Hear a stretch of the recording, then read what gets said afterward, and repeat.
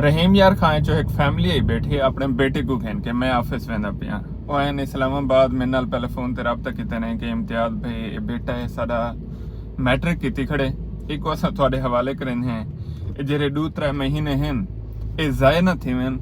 ਇਹ ਸਿੱਖੇ ਕਾਬਿਲ ਬਣੇ ਕਿਉਂਕਿ ਦੁਨੀਆ ਡਿਜੀਟਲ ਕੰਮ ਕਰਦੀ ਹੈ ਸਕਿੱਲ ਦੀ ਤਰਫ ਵੇਂਦੀ ਪਈ ਪੜ੍ਹਾਈ ਤਾਂ ਨਾਲ ਚੱਲਦੀ ਰਹੀ ਇਹ 2-3 ਮਹੀਨੇ ਥੋੜਾ ਕਾਬਿਲ ਬਣ ਵਨੇ ਅੱਗੋਂ ਪੈਸੇ ਕਮਾਉਣ ਦੇ ਲਾਇਕ ਕਿੱਥੇ ਵੈਸੀ ਅਸਾਂ ਇੱਕ ਤੁਹਾਡੇ ਹੱਥੇ ਦੇਵਣਾ ਚਾਹੁੰਦੇ ਮੈਂ ਕਿਸੇ ਮੋਸਟ ਵੈਲਕਮ ਬਿਸਮਿਲ੍ਲਾ ਤੁਸੀਂ ਆਓ ਹੁਣ ਆਏ ਬੈਠੇ ਨੇ ਮੈਂ ਵੇਂਦਾ ਪਿਆ ਦੇਖੋ ਇਹ ਤਾਂ ਮੈਨੂੰ ਦੋ ਚੀਜ਼ਾਂ ਸਮਝਣ ਇੱਕ ਵਾਲਦੈਨ ਆਪਣੇ ਔਲਾਦ ਦੇ ਪਿੱਛੇ ਕਿੰਨਾ ਕੁਰਬਾਨੀ ਦੇਣਾ रहीम यार खाने च रवाना थे बेटे को घिन के इस्लामाबाद का सफ़र कितने नहीं होना कि तक पहुँचे इतना उनके मामलात रिहायश खाना फीसा सारा कुछ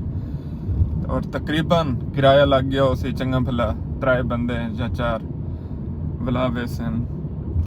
औलाद के पिछो वालदैन कितना मेहनत करना मैं शायद को सलूट पेश करना एक बई शायद कि औलाद दे पिछो मेहनत करो हमेशा देखो कि आया सही डायरेक्शन विच मेहनत थी पे क्योंकि आजकल दा जेड़ा दौर है वो इंटरनेट दा दौर है कंप्यूटर IT कने अगो वध के AI दा दौर है अगर तुस अपने बालें को टाइम नाल कहीं स्किल विच पा देसो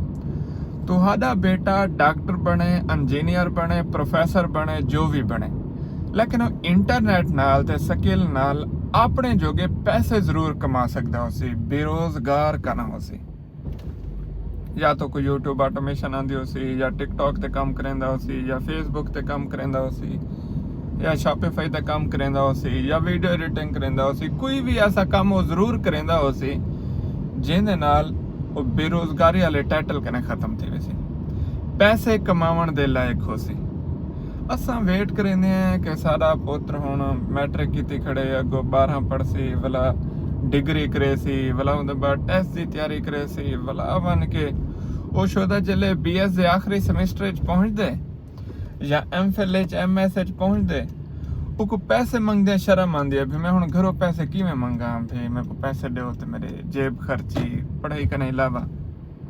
ਉਹ ਦਿਲਚਸਪੀ ਜਿਹੜੀ ਹੁੰਦੀ ਨਾ ਪੜ੍ਹਾਈ ਵਿੱਚ ਉਹ ਵੀ ਪਿੱਛੋਂ ਰਹਿ ਜਾਂਦੀ ਮੇਰੇ ਨਾਲ ਦਰੇ ਦੋਸਤ ਰਾਬਤਾ ਕਰਨੇ ਨੇ ਹੁਣ ਸ਼ਰਮ ਆਉਂਦੀ ਹੈ ਘਰੋਂ ਪੈਸੇ ਮੰਗਦੇ ਆ ਕੀ ਕਰਾਂ ਤੇ ਉਹਦੇ ਕਨੇ ਬਿਹਤਰ ਨਹੀਂ ਹੀ ਪੜ੍ਹਾਈ ਦੇ ਨਾਲ ਨਾਲ ਜਿਵੇਂ ਛੁੱਟੀਆਂ ਆਉਂਦੀਆਂ ਜਿਵੇਂ ਗੈਪ ਹੁੰਦੇ ਤੁਸੀਂ ਆਪਣੇ ਬਾਲਾਂ ਨੂੰ ਕੋਈ ਸਕਿੱਲ ਸਿਖਾ ਦਿਓ ਉਹ ਥੋੜਾ ਟਾਈਮ ਦੇਸੀ ਰਹਿੰਦਾ ਇੱਕ ਵਕਤ ਆ ਸੀ ਉਹ ਹੀ ਫੀਲਡ 'ਚੋਂ ਛੱਕੇ ਮਰੇਂਦਾ ਬੈਠਾ ਉਹਦੇ ਔਰ ਪੂਰੀ ਬਸਤੀ ਵਿੱਚ ਲੋਕ ਮਿਸਾਲਾਂ ਦੇ ਸਨ ਕਿ ਡਿੱਤੂ ਦਾ ਪੁੱਤਰ ਮਾਸ਼ਾਅੱਲਾ ऑनलाइन काम करेंदे लाख रुपए कमांदे हुणे मां को उमरा कराया सी प्यो को हाज करवाया सी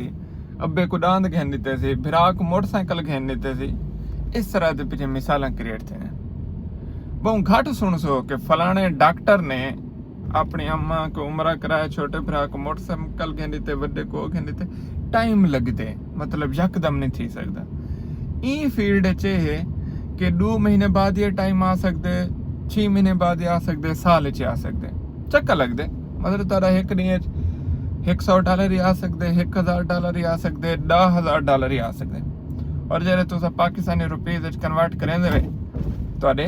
वारे नहीं आ रहे थी वने खैर गल लंबी थी गई आज मुख्तसर मैं ऑफिस आ गया मेरे कने मेरे मुअज़्ज़िज़ मेहमान फैमिली बैठे रहीम यार खान को उन्हें दिया भुगत करे ना तुसा दसो किथों वीडियो दे पे तुहाडे बाल क्या करेंदे या तुसा केरा काम करेंदे वे क्या तुहाडा दिल भी है कि इस्लामाबाद आ सकदे वे सत बिस्मिल्ला वैसे मेरे जेरे काम सिखाने वाले इंस्टीट्यूट है अकेडमी हैं बहावलपुर लइये है डेरा गाजी खान च इस्लामाबाद च ज़हर पीर च ऑनलाइन भी है तुसा घर बैठ के भी सीख सकते